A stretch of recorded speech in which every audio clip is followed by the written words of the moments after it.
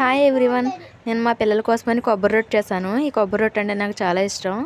ఇది వరి నూకతో చేసుకుంటే చాలా బాగుంటుంది. వరి నూక లేకపోతే ఇడ్లీ రవ్వతో అయినా చేసుకోవచ్చు. ఈ బియ్యం రవ్వలో కొంచెం బెల్లం, అలాగే వేడివేడిగా మరిగించిన పాలు లేకపోతే వాటర్ అయినా వేసుకోవచ్చు. కొంచెం కొబ్బరి కూరు, ఇలాచీ పౌడర్ వేసుకుని బాగా కలుపుకోవాలి. అదే నార్మల్ బియ్యం రవ్వ అయితే కొంచెం పాలు ఎక్కువ వేసుకొని బాగా ఉడికేలాగా చేసుకోవాలి. అదే మామూలు ఇడ్లీ రవ్వ అయితే ఇన్ని పాలు అవసరం ఉండదు. కొంచెం లైట్గా వేసుకుంటే సరిపోద్ది. తర్వాత కొంచెం మందపాటి గిన్నెకి కొంచెం నెయ్యి కానీ వెన్న కానీ అప్లై చేసి, లేకపోతే ఆయిల్ కానీ అప్లై చేసి అదంతా మొత్తం ఆ మిశ్రమం అంతా దానిలో పోసేసి సిమ్లో పెట్టి 15 మినిట్స్ అలా ఉడకనిచ్చే వరకు ఉంచుకోవాలి, పైన మూత పెట్టుకొని. ఇది తక్కువ కనుక ఇలా చేస్తాను. అలా ఎక్కువగా ఉండేట్లయితే ఉప్మా చేస్తాం కదా, అలా పెట్టేసి దగ్గరగా నొక్కేసి మూత పెట్టేసినట్లయితే మాడకుండా వస్తుంది. ఉడికిన తర్వాత ఇలా చిన్న చిన్న ముక్కలుగా కట్ చేసి తింటే సూపర్ ఉంటుంది.